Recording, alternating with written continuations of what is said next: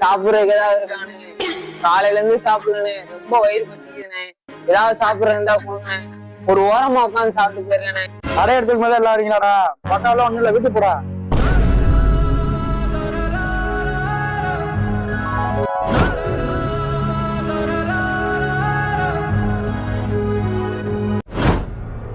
உள்ள வாயா, சாப்பிடாயா? சாப்பிடலண்ணே, பார்சல் கட்டி கொடுங்கண்ணே. நான் இந்த போய் உட்காந்து சாப்பிட்டுக்கிறேன். தம்பி, இந்த நடு சமத்துல எங்கப்பா போய் சாப்பிடுவேன்? கடைக்குள்ள வந்து சாப்பிடுப்பா. தம்பி, ஹோட்டல் எல்லாமே முடிஞ்சு போச்சு.